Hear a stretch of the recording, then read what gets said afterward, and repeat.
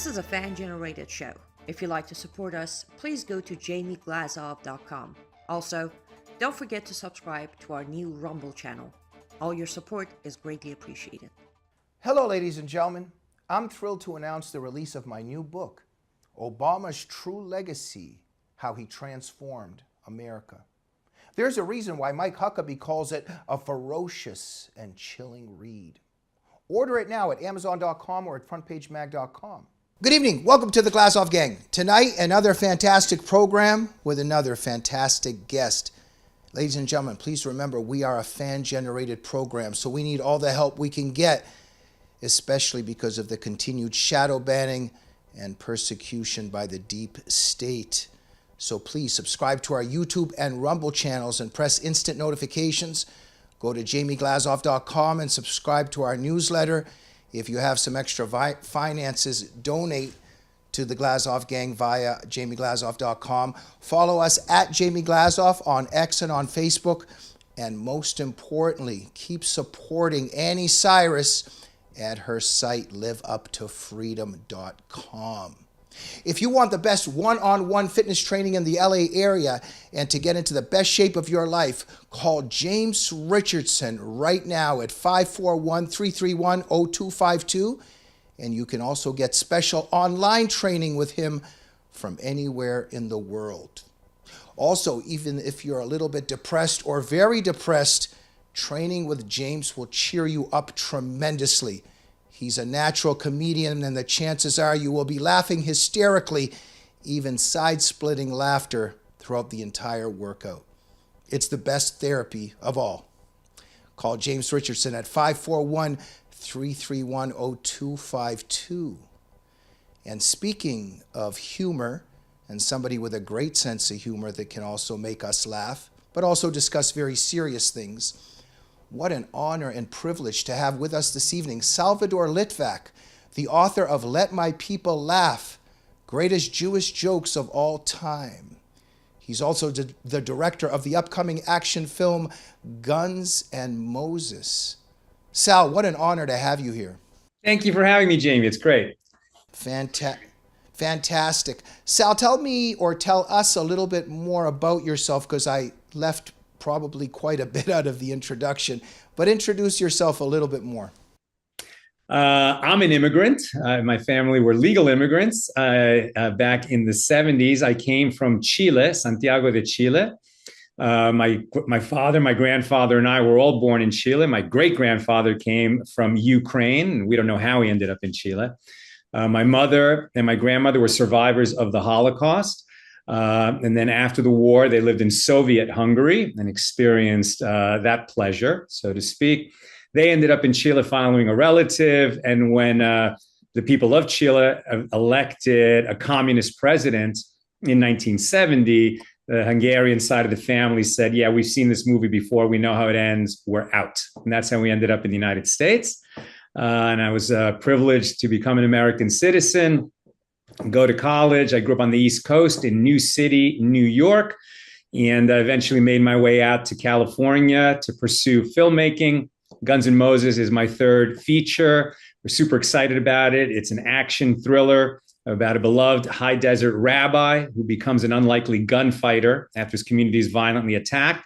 And that was inspired by the terrible killing in Poway, California, a number of years ago, and by my own training in an organization that trains Jews to be able to carry firearms safely and protect our communities. We knew that danger to the Jewish community was always going to be a real thing, but we shot the movie, and all that training I'm talking about happened before October 7th. What's happened since then is just completely out of control, not only in Israel, but in America, where we've never seen this kind of anti-Semitism right in our lifetimes, just so overt. It's like that respite, that period where it was unfashionable to be overtly a Jew hater. That seems to be over. And these people feel comfortable expressing their racism, their anti-Semitism out loud. And I share Jewish wisdom and culture and history, along with my wife at our organization, Accidental Talmudist. We've been doing that for years, large online audience of 1 million followers on Facebook, 200,000 more on Instagram. And a lot of the work that we do there is introduced with humor. In fact, our sages have always used a joke to introduce a Torah teaching. We used to write them, then I started telling them on Instagram. A lot of those jokes went viral. Skyhorse Publishing came to me and said, let's do a joke book. And the result is Let My People Laugh, greatest Jewish jokes of all time. And the honor and pleasure of being here with you today, Jamie. What a great introduction. Sal, I just read the profile Harvard Magazine did on you and on your Jewish films, on your book, and on your faith journey. Quite a success for you, clearly, but also it comes at a very interesting time in terms, Harvard Magazine, Harvard, anti-Semitism. What did you make of it? It's funny. We got to this country, my parents asked around, what do you do in America? Oh, you go to Harvard and be a doctor. So they said to me, you're going to go to Harvard and be a doctor. And I was 5. So I said, okay. And that was always the goal. And thank God I was able to do well in school and somehow talk my way into Harvard. And it was a fantastic experience for me in the 80s when I was there. I was an athlete. I was a rower. It's not something I'd done in high school. I never knew what rowing was then, but I really committed to it fully. And we became national champions. I didn't experience anti-Semitism in that time. And it is amazing that I went to Harvard. It's amazing connections, amazing education. And in the past, I wouldn't talk about it because maybe it would sound snotty. These days, it's become a badge of shame. It's unbelievable how much of a failure, a systemic failure, that university has had in protecting Jewish students. But it's not surprising the way it's just been completely infected by that woke virus, DEI, non-merit-based hiring, teaching, promotion, admission, and just this intersectional argument that goes into every department that reduces everything to your identity and how many victim classes are you a part of. And then they apply that calculus to Israel where it makes no sense. And it's gotten so bad that now Harvard, by its own report, has published that, it's truly anti-Semitic, that Jewish students are asked to disavow their connection to Israel in order to be permitted into social groups, to get help from a professor or a lab instructor, and many other instances. It's just terrible what's gone on there. And I pray that pendulum will begin to swing back, or that institution will be entirely discredited. Thank you, Sal. I'm going to jump around here a little bit, but we're filling in the whole story and journey with some pieces of the puzzle. I was fascinated reading your article, How I Became the Accidental Talmudist. That's actually just such a fascinating story. I think it was 7.5 years of your daily study. You just started with one book, and you went through the whole sea of Talmud. And after those 7.5 years, you ended up in MetLife Stadium in New Jersey, celebrating the completion. I think, if I'm correct, it's pronounced Daf Yomi. But what an incredible journey. Just share a little bit of that with us, because to get through the whole Talmud, this is, I think, it looks and like millions of encyclopedias. Tell us a little bit about this. For people that are old enough to remember Encyclopedia Britannica, 23 volumes, The Wisdom of Humanity. The Talmud is 73 volumes, just as big as those 23 of Britannica, containing the wisdom of the Jews. And really what it is, it's the oral tradition of our sages, stretching all the way back to Mount Sinai when the Torah was given to the world. It's a huge body of work. I never would have expected to be an accidental Talmudist, let alone a Talmudist. I didn't grow up religious. I mean, I had a bar mitzvah. I went to Hebrew school a few days a week until I had a bar mitzvah. And then I was very disconnected, a real secular Jew from New York. And things changed for me when my grandmother died. I was present at her bedside. And as I mentioned, she carried she was a survivor alongside my mother. And what happened was my grandmother carried my mom as a baby through a concentration camp. I mean, it's hard to care for a baby anywhere, but imagine in a concentration camp. Absolute miracle story. Her husband was murdered at a different concentration camp, Dachau. My mother never met her father. He was taken away while my grandmother was pregnant. After the war, they were in Soviet Hungary. Eventually, they escaped, and my grandmother always lived with us. We were very close, and it was something that we knew about her, that she was waiting to be reunited with her husband, her Bashert, her soulmate, in the next world. And so in 1997, my mom called and said, it's the end. We knew my grandmother had been ill for some time. I flew home, and I was next to her at the moment that she took her final breath. And it was an incredibly powerful shared death experience in which I saw her soul reunite with her husband, with my grandfather, whom I recognized from photographs. It was an incredible love-drenched moment. And with her last moment in this world, it was like this peak beyond the veil. My mouth was just hanging open. I didn't know what to do with it. Just a second. What do you mean that you saw this? So to be more specific, it was like I was sitting next to the bed. I saw her take the last breath, and then something pulled my attention away from her face and to the middle of the room. And it was like the air shimmered, and then something opened. It's like an opening. And then I saw her moving away from me. And she wasn't like sick with cancer the way her body was on the bed. It was like I knew her, this wonderful, very funny older woman, but moving towards someone. And it was my grandfather that I recognized from the photos. And I was like, oh my God, this is what she's been waiting for her whole life. And I'm seeing it. And the weird thing was, she didn't want to go. It was like a puppy being dragged across the kitchen floor, reluctant. And I'm like, why doesn't she want to go? She's been waiting for this 53 years. And then I got it. She was embarrassed. He's this young, handsome man that she last saw in 1943, and she's an old lady. He reached out, took her hands, pulled her to him.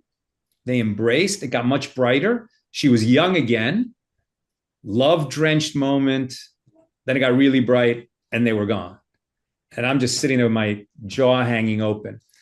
Now, for many years when I would tell this story, I would say, I'm sure it was my imagination, but, I'm sure my mind made this up, but, and then describe it with this it was just so clear. But I would say I'm sure it was my imagination until I was once doing a talk in Melbourne, Australia, told the story, and afterward, a woman came up to me and said, "Did you see it?" I said, "Well, I think I saw it." "Did you see it?" "Yes, I saw it." "Then own it." Because so many people have shared death experiences and near-death experiences that have so many similar elements to what you had, and they don't want to talk about it because people will say they're crazy, they're just giving into their imagination, whatever. But these things are real. It wasn't my imagination. And so with her last moment in this world, she gave me this peek beyond the veil into the world of souls, or at least the gate to the world of souls. And so when I came back to LA, I wanted to honor her. I didn't know what else to do. I went to the kind of big synagogue that we used to, attend now and then, high holidays when I was a kid, to say the mourner's prayer, Kaddish, for her. And that day, I wasn't bored, and it wasn't a lecture, and it wasn't, uninspiring. The rabbi was a very good speaker. The music moved me. And I'd always been very spiritual, Jamie. I didn't get involved in other religions, but I always believed in God. I just thought that Judaism wasn't about God. And I looked for that sort of connection with the upper world and meditation, drumming, endurance sports, Grateful Dead shows, martial arts, all kinds of things. And I thought, well, maybe I should try my own backyard. And that's when I started taking classes from various rabbis who really were inspiring and did clue into the spiritual side of Judaism. And all of them would mention the Talmud sooner or later, usually sooner. And so I was very curious about the Talmud and this wonderful repository of Jewish wisdom that has been added to in every generation for 3,000 years. But whenever I would be in a Jewish bookstore, a particular one called the Mitzvah Store on Pico Boulevard, where they had, all these books of the Talmud for sale. And I would look at it and think, look at that. It's so big. I mean, I didn't go to yeshiva. I don't have the background. I'm not an Orthodox Jew at that time. I guess it's not for me, and walk away intimidated. And that probably happened a dozen times between 1997 and 2005. Then I was in that store one more time, looked at the books, was very curious, think I'd like to read it, but I guess it's not for me, walk away. And then something stopped me. And I said, this is ridiculous. They're just books. I was an English major at Harvard. My wife and I are writers. We're book people. And I said, there must be a book one of the Talmud. I'll just get that and see what it's like. I found book one. I took it to the counter, and the kid at the register says, you're doing Daf Yomi. I said, what's Daf Yomi? Now, are your viewers listening, or can they see me? They can see you. They can see me. So the guy goes like this. Looks at me over his glasses as if to say, are you kidding me? And I thought, wow, Daf Yomi must be a code. If you don't know the code, you're not allowed to read the books. He's got to get rid of me without embarrassing me. It's so awkward. He says, Daf Yomi means page of the day. And it's a program where people around the world are reading the entire Talmud on the same schedule. If you read one page a day, it takes 7.5 years to read the Talmud. And today is day one. Now, James, would have been amazing if it was month one. Would have been a near miracle if it was week one. But it was, in fact, day one of a 7.5 year cycle. So I said, okay, gotta get the message. I guess I'm doing Daf Yomi. Now, the guys who did go to yeshiva and wear black and have the long beard, many of them start Daf Yomi and don't finish because it's such a big commitment. A page of Talmud is not like a page of a novel. It's an hour at least. Just to read it on a superficial level. If you start to going in deep, it could take many hours every day, but it's at least an hour every day. A lot of people start, just can't stay with it. But I felt God put the book in my hands. So I stayed with it. And 7.5 years later, as you mentioned, in 2012, I was at the completion ceremony, the Siyum Hashas at Giant Stadium with 93,000 Jews and my son and my brother and my best friend. And we were dancing a hora, 93,000 strong, celebrating this unbroken wisdom tradition stretching all the way back to Mount Sinai. Couldn't help but think about the Nazis who'd filled stadiums to celebrate the end of the Jews and burning all our books. Thank God those bastards are gone from this world. And here we were dancing about this wisdom tradition. And I started writing about it. It became a column at the Jewish Journal called The Accidental Talmudist to promote that. Started the Facebook page, took off in a way that we never could have expected. And so now my wife and I run Accidental Talmudist. I teach Daf Yomi. I teach the Talmud class every day. We also put out a column once a week where 5 writers that we edit, sometimes we're among them, comment on one verse from the weekly Torah portion. My wife writes a hero story every week, a newsletter that has humor, heroes, Torah teachings. And what's amazing is that we are Orthodox Jews now, but the teaching that we do is completely universal. And probably more than half, a little more than half of our followers across all those platforms are not Jewish. And they appreciate this unbroken wisdom because it's relevant to everybody.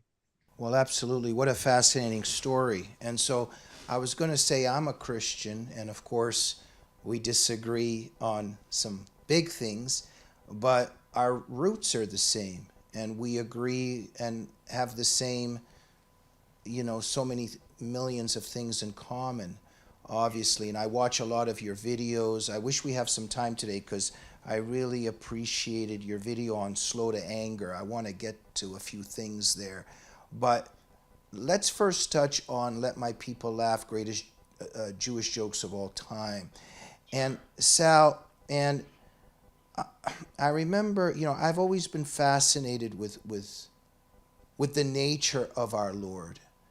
And I remember doing some reading, and some people, theologians and some people also have explained to me that just even when you look at, let's say, the animal kingdom, and you can see the anger of lions, but sometimes you see the little lions, the little cubs or whatever, if I'm mistaken, call them the kids. They play with each other, and the dad will play with the kids. And the same way that we see the playfulness in the animal kingdom, even among us humans, it reveals the nature of our Lord and Creator as well. And I've often thought about, did Jesus have a sense of humor? In our faith, I think about God. Does he have a sense of humor? And I think very much you're touching on that. And let me just skip around here a little bit, but I love Jewish humor very much, if we even can call it that. But I think there's something there. When we look, let's say, at a Woody Allen or Seinfeld, Curb Your Enthusiasm, even a little bit of Ali G or Sacha Cohen, there's always this wonderment about the play of life. You're catching the play, and there's always this analysis of the dynamics of the human condition.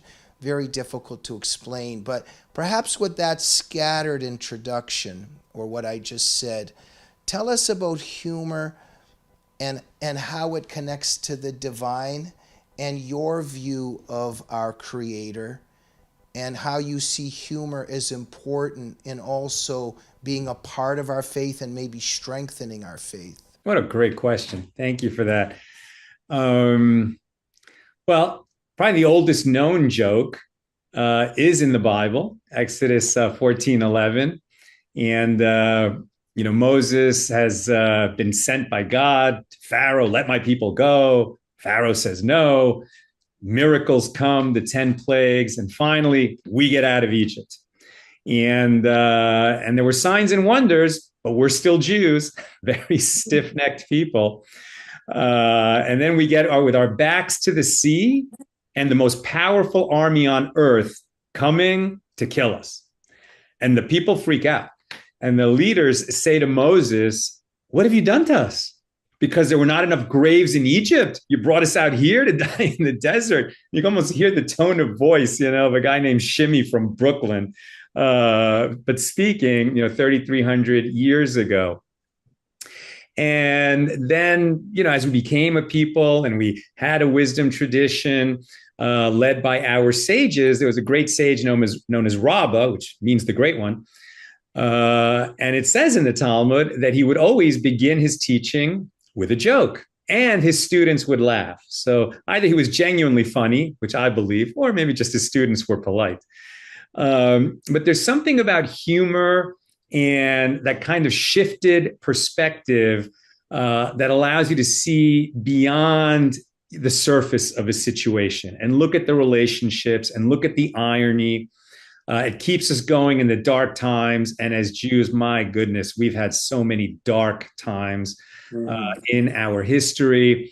We break a glass at a wedding so that at the height of our joy, we'll remember the tragedies in our history. Yeah. Well, in your book, you write that you learned and you believe that that a little humor helps the Torah travel further. Yes, exactly. People come for the jokes and stay for the Torah. And it's like they're at ease. And then you can move on to like the kind of teaching that you were just sharing, that we should walk in his ways, right? That we should emulate God. God is compassionate. God is just, and perfectly so. We're very imperfect, but we have to aspire to have that kind of compassion, that kind of sense of justice, of creating righteousness, of endurance and sticking with it and being consistent and being honest, even when it's difficult. Maybe I should tell a joke, because I know sometimes I do these appearances and we keep talking about jokes and we don't actually do one. And I know people in the audience are like, tell a joke, Sal, tell a joke. I like the old Jewish lady getting on the crowded bus when she was saying, if you only knew what I had. I like that one. But go ahead. A little old Jewish lady gets on a crowded bus and or wants to get on the bus. And the driver says, that's going to be $5. She says, oh, if you knew what I had, you'd let me on for free. He says, all right, lady, get on. She gets on the bus. It's so crowded, she can't even move in. She says, oh, if you knew what I had, you'd let me through. Crowd parts. She can walk right up the aisle, but there's no seats. She says, oh, if you knew what I had, you'd let me sit down. Right away, 3 people pop up. She gets a lovely seat right by the window. At that point, the person next to her leans over and says, "Excuse me, lady, it's probably none of my business, but what is it exactly that you have?" And she says, "Chutzpah." For people who don't know what chutzpah is, that moxie maybe is a good translation in English, but it's a very Jewish concept, right? Of just saying what you want when you want. And then the fiance meeting the dad, and the dad saying he thinks I'm God now. But yeah, but right? That's the punchline. I know, I gave it away. But how about Mayor screaming for a parking spot and promising that he'll quit a lot of things? There you go. That's a good one. And we actually filmed that one with the great actor Stephen Tobolowsky, who is so funny in it.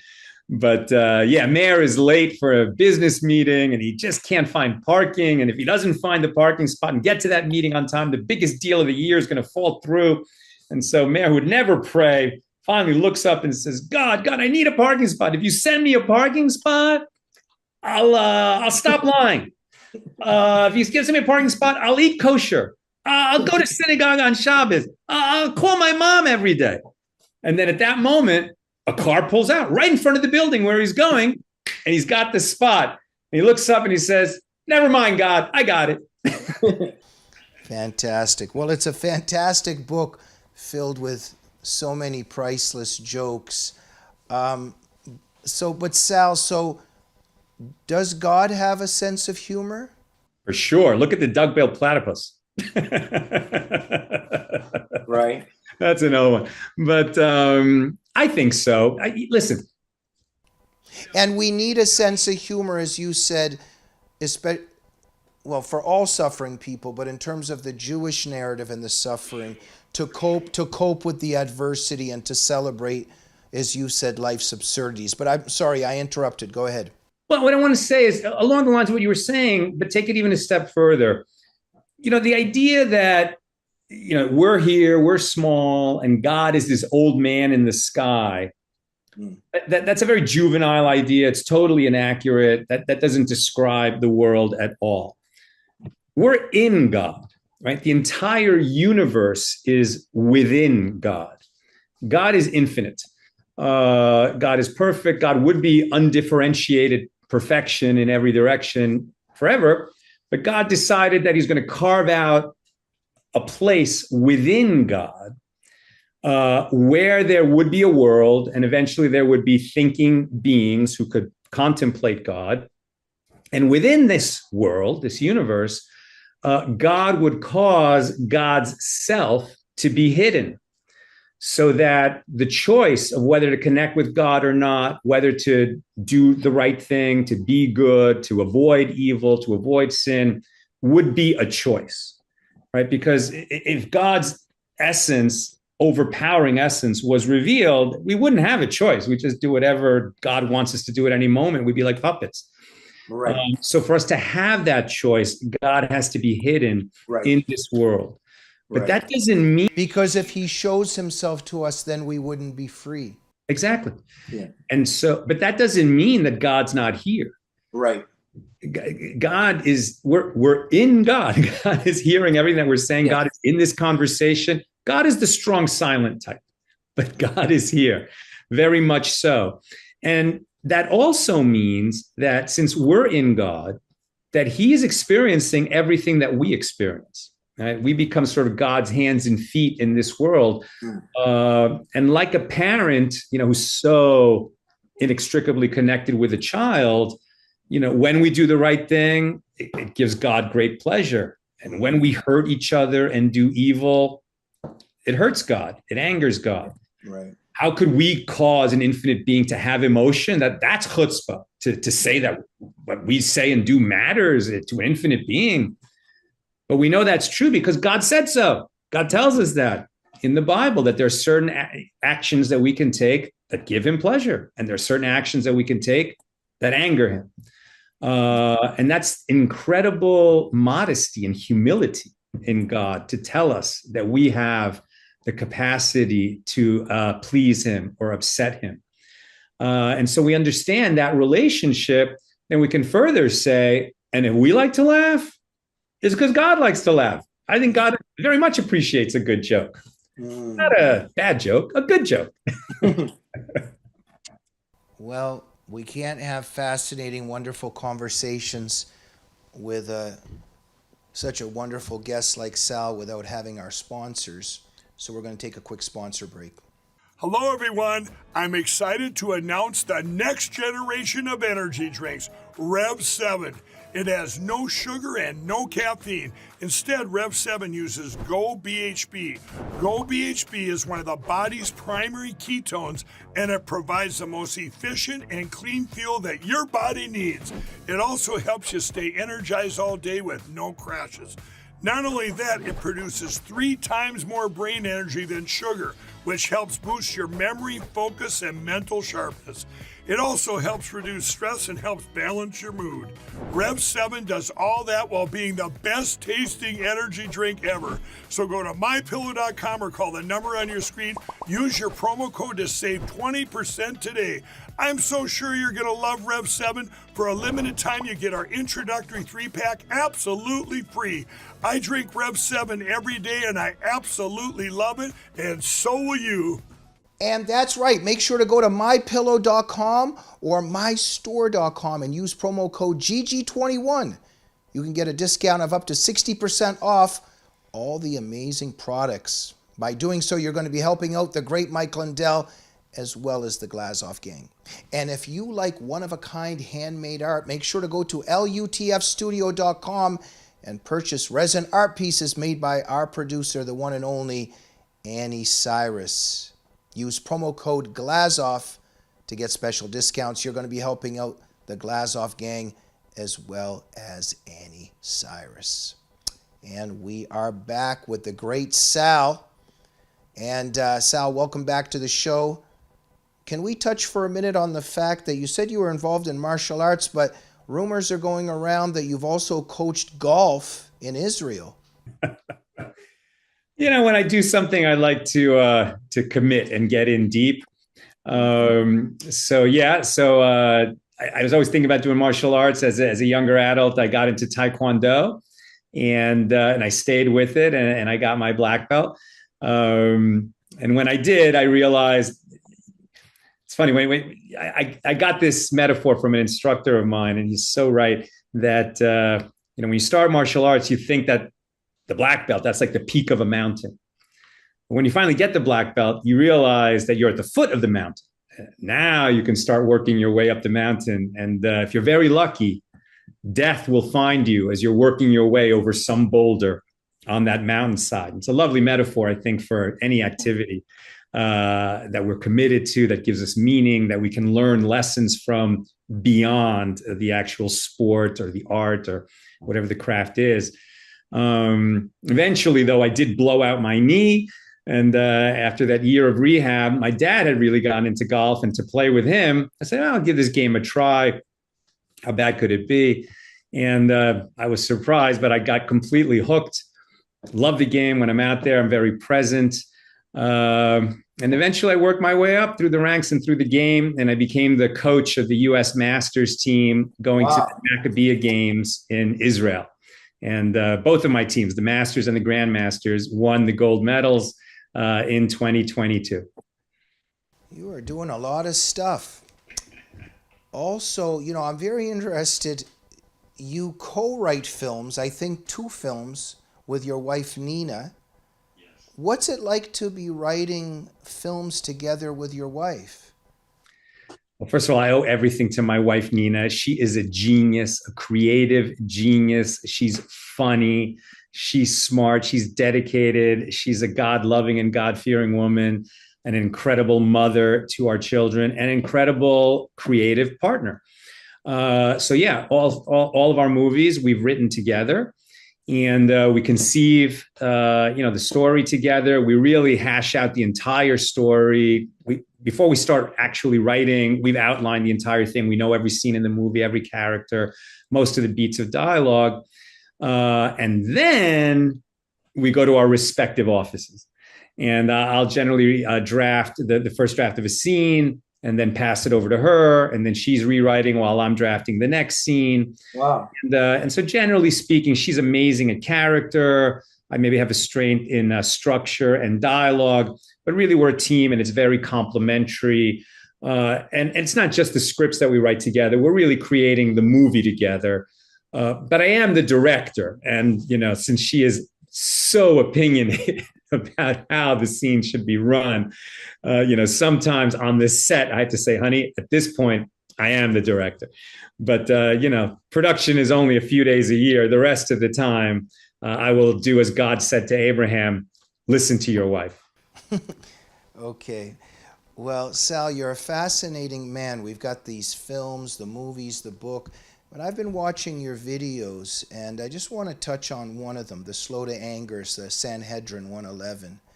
And because you're also very serious, I guess, wise religious thinker and teacher, I would say. But can we talk about a little bit of that? Because I've always thought and reflected on that my whole life. Because Moses, I guess we could say he was a little, maybe quote unquote, frustrated, maybe slightly complaining to God about the schedule of things, as you had said.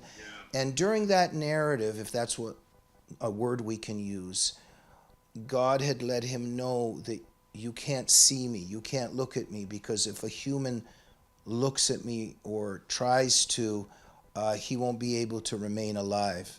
And so I think about that God's holiness and transcendence, that just us as mere human beings, we couldn't handle the full glory of God's presence. Now, before we move on to the attributes of slow to anger and compassion, other things, just can you touch on that, just in terms of what you were saying in that video and just your thoughts right now, why humans cannot see God in that context? There's so much to say about this. This cuts right to the heart of Jewish mysticism and of all mysticism, and the biggest secret in the universe. Right, this is what it's all about. That we live inside God and yet we can't see God. And we talked already about one reason for that is that would remove our free will, because we'd be overwhelmed by the presence of God. But it's also that, we often use the language, you have a soul, I have a soul. Well, that's false. You don't have a soul. I don't have a soul. You are a soul. I am a soul. We have bodies. The body is temporary. The body is the vessel that we ride around in this lifetime. And then eventually the body expires and we return to the world of souls. The soul is some kind of a spark of God, like a piece of God. It's much more that material, that substance that the greater world, the world beyond the physical world, is made of. And so one of the reasons that we say, and it says it in the Bible in several places, that a person can't see God and live, is because the soul yearns to return to its source. Right? God is our source. And the soul yearns to return to that source because it's like a downgrade to be here. On the other hand, it's a massive upgrade. And Sal, can I just interrupt for a second? And sometimes when I read Jewish writing, or even in some WhatsApp groups, or writing back and forth, because I have a lot of Jewish friends, us Christians, we can write out God, G-O-D, but with the Jewish people, they put G-D. It's out of respect to his greatness, because not only can we not see him, but we shouldn't even verbalize or spell out his name because he's too great, right? Exactly. There would be an arrogance to trying to, reduce God to some name that we could utter. And so really among Orthodox Jews, when we talk about God, we say Hashem. And Hashem literally means the name. So when we're talking about God, we say the name, and that's how we refer to God. It's the most respectful way that we can talk about God. And we have to always acknowledge with great humility that anything we say and any conjecture that we make about the mystical reality of the world, is through our human instrument and our limited knowledge. And so I don't speak in absolutes. This is basically the consensus view that I'm sharing with you of the Jewish tradition. But we immediately acknowledge that there's more to it than we could possibly imagine. This is the way we understand it. Of course. And we only have 5 minutes, whereas this should take maybe 5 months to talk. So I'm sorry that I'm throwing such serious subjects to you and just expecting a couple minutes. But go ahead. No, I mean, yeah, just to sum that part up, you asked me about Moses, and Moses, like all of us, when things weren't going the way he expected, was frustrated. God said, "Go tell Pharaoh, let my people go." Moses went to Pharaoh and said, "Let my people go."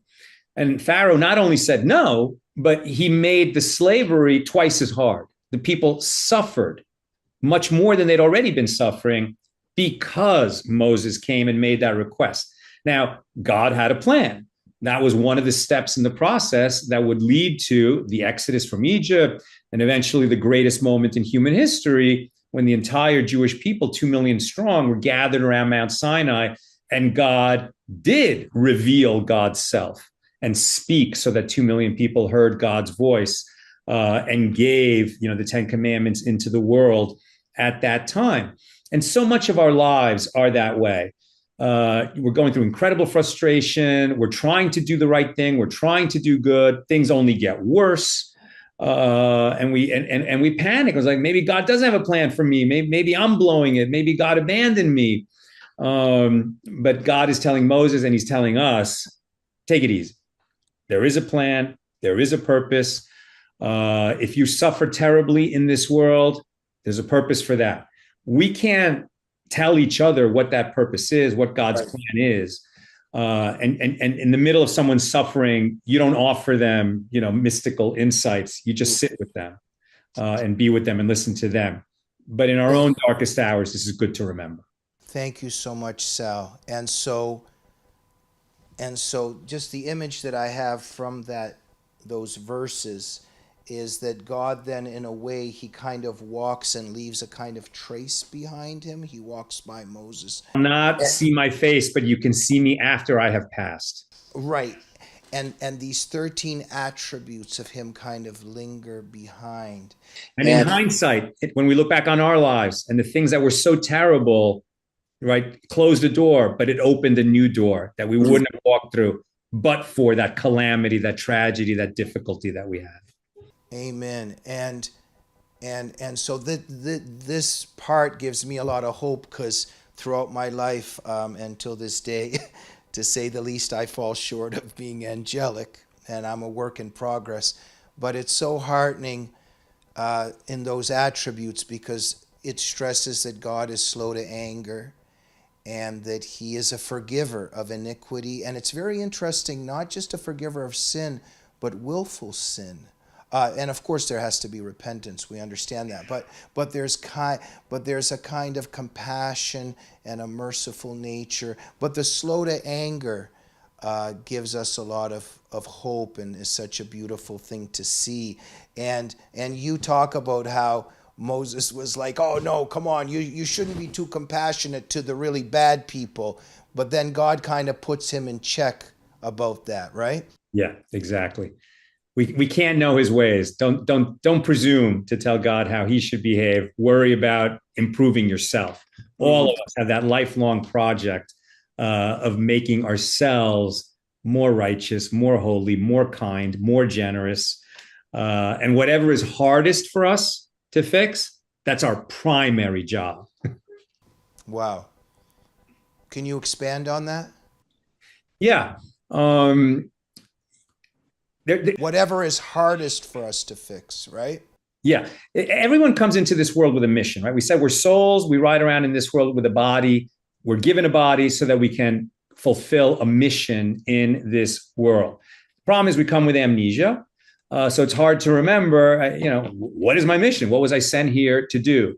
If we don't ask the question, what was I sent here to do? We're going to end up just doing whatever's in front of us, doing the job, the career, the opportunity, the drugs, the liquor, the sin, whatever's in front of us, we just go like that. But if we just keep asking, what was I sent here to do? What was I sent here? What is the problem that will only get solved if I solve it? In our movie, Guns N' Moses, is very much the rabbi has to step way out of his comfort zone Because as he says, quoting the great sage Hillel, in a place where there is no man or where there is no leader, be the man, right? When you see a problem that no one else is solving, but you think maybe you could solve it, okay, that's why you were sent here. You need to solve that problem. You need to give it a good try.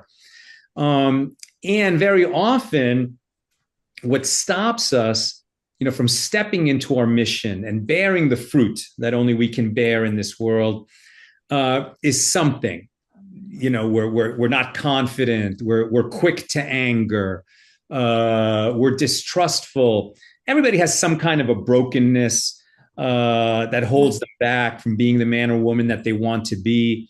And so very often that inner work is needed for you to be able to make a full expression outwardly, and to create that piece of art, or to get that big job, or to build that structure, to cure a disease, to run a mile faster than anyone ever has. It may not be something that's going to be on the nightly news, but everyone has an opportunity to bear a unique fruit in this world. And that was the first commandment given into the world. It wasn't the 10 commandments and I am the Lord your God. The first commandment was be fruitful and multiply. Now, if that meant only have kids, it would have sufficed to say multiply. So what does be fruitful mean? Not everybody is blessed to have children, but everyone can ask this question.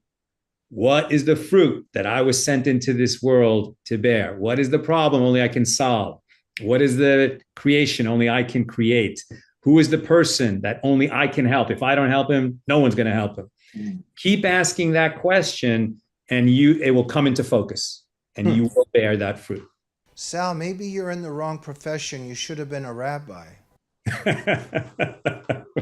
Sal, I'm sorry that on the show I don't just ask what flavors of ice cream people like, because I'm kind of throwing some of the, I'm not saying, I ask such deep questions. I'm just saying some of these questions are, these are the questions of life and of history and of our whole existence. But I did want to touch on that, as Christians, we have a certain, obviously, a view of suffering and of Jesus' suffering and of our suffering. And there's meaning we derive there. And in the Jewish narrative, I think that we share a lot there. The meaning of suffering, and especially of innocent suffering. And there's this one saying, and I think this one person wrote that after Auschwitz there can be no more poetry. But as a Jewish believer, when you look at the Holocaust, when you look at Jewish suffering, when we look at October 7th, when we even look at those fires in Israel today, just in terms of your own heart and faith, how do we continue in our faith with Auschwitz? You don't tell a person in the midst of their tragedy that, hey, there's a reason for this, so it's not so bad. It is so bad. It's terrible. But the Jewish response, and I think it should be the human response, after tragedy, is to say, what can we make come out of that? What meaning can we build? What purpose can we take from that? What if we make something happen as a result of that tragedy that wouldn't have happened otherwise? Well, then that tragedy has meaning. And that's why so often, and obviously it's not just a Jewish response, but somebody gets murdered and they create a fund and a scholarship, they build a school, they build a hospital, and in the end, people get helped and lives get saved that wouldn't have been but for that tragedy. And then that gives meaning to the pain that people endured. And that is the classic Jewish response to tragedy. Wow. Sal, in terms of Jewish humor, however one wants to make criticisms of the Jewish people, one thing could be definitely said, that when you go to a Jewish community, a Jewish comedian can get up on stage and start making fun of himself and of the Jewish community, even of Judaism. I don't think this works so well in Islam. I don't think this would work too well in Pakistan or in Gaza, of Muslims getting up and starting to engage in self-mockery or making fun of, or light of, Muslim tradition, etc. But there's an incredible capacity within the Jewish nation of self-criticism and of kind of laughing at oneself. And I think that that's a tremendous strength, and in many ways shows the resilience and the kind of the freedom of the human heart inside the Jewish nation, right?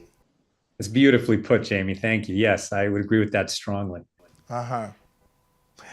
Sal, okay, we only have a couple minutes. I'm sorry if the interview didn't end up being one of the normal interviews you sometimes have.